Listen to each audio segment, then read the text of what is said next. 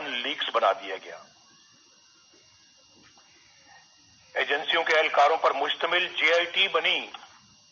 अंदाजा कीजिए, जेआईटी बनी। सबूत तो किसी के खिलाफ कुछ ना था, लेकिन प्रोपेगेंडा मशीनों के हाथों हमें और मुझे भी गद्दार और मुल्क दुश्मन ठहरा दिया गया।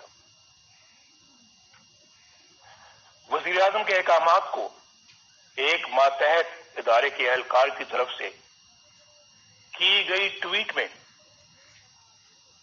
रिजेक्टेड यानी मुस्तरद का टाइटल अता कर दिया गया।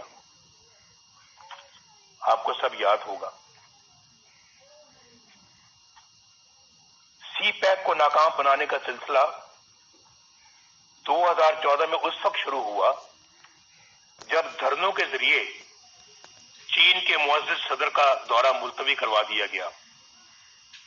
चीन हमारा देरीना और मुखलिस दोस्त है, जो पाकिस्तान के साथ हर मौके पर शाना बशाना खड़ा रहा। पाकिस्तान और चीन के ताल्लुकात मजीद मुस्तहकम करने में और सी पैक के हवाले से सदर शी जिनपिंग का किरदार काबिल तारीफ है। सी पैक का ये अजीम मंसूबा हुकूमत की उसी नाअहली की नजर हो रहा है जो जिंदगी के हर शोबे में नजर आ रही है।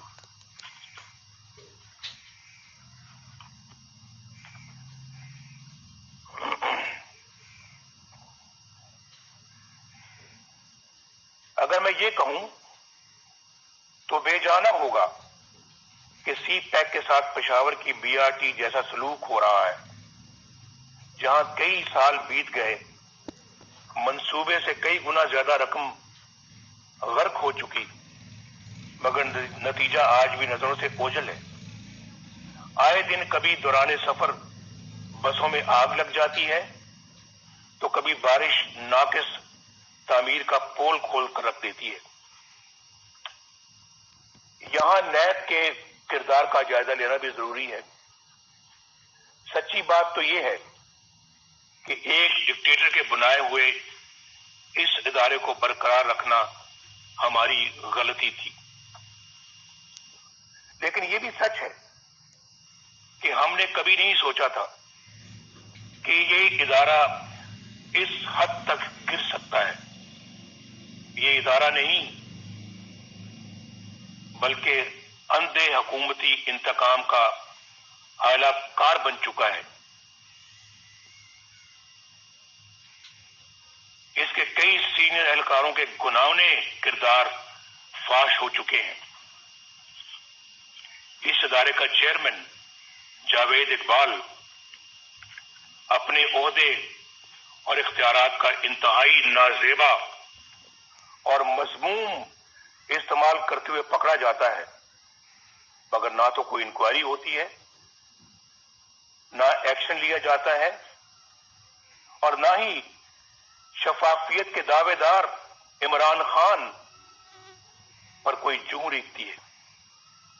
उसके बावजूद ये शख्स डिटाई से अपने ओहदे पर विराजमान इंतकाम के एजेंडे पर धड़ल्ले से अमल करता है। लेकिन बहुत जल्द इंशाअल्लाह इन सब का यौमे हिसाब आएगा। इंशाअल्लाह बैनुल अक़वामी इदारे और हमारी आला अदालतें नैब के मनफी किरदार पर बड़ी वाज़ेह राय दे चुकी हैं।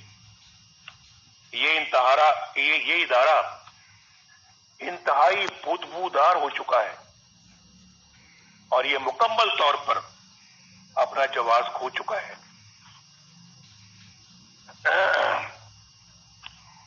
ऑपोजिशन के लोग इसका निशाना बने हुए हैं, जो अपने घर की खवातीन के साथ नैब के दफ्तरों, अदालतों और जेलों में रुल रहे हैं। जो नैब से बचता है उसे एफआईए के सुपुर्द कर दिया जाता है। जो एफआईए से बचे वो एंटी नारकोटिक्स के हत्थे चढ़ जाता है اور جو وہاں سے بچ جائے اسے کسی بھی جھوٹے مقدمے میں پکڑ لیا جاتا ہے۔ 2018 میں سینٹ کے انتخابات سے کچھ عرصہ پہلے خواتین و حضرات ایک مذموم سازش کی گئی، میں آپ کی توجہ مبذول کرا رہا ہوں۔ اس مذموم سازش کے ذریعے بلوچستان کی صوبائی حکومت گرا دی گئی۔ اس کا مقصد کیا تھا معلوم ہے آپ کو؟ اس کا اصل مقصد سینٹ کے انتخابات میں سامنے آیا۔ اس سازش کے کرداروں میں لیفٹیننٹ جنرل عاصم سلیم باجوہ، جو اس وقت وہاں کے کور کمانڈر تھے، سدرن کمانڈ کے کمانڈر تھے، ان کا نام بھی آتا ہے۔ یہ وہی جنرل عاصم سلیم باجوہ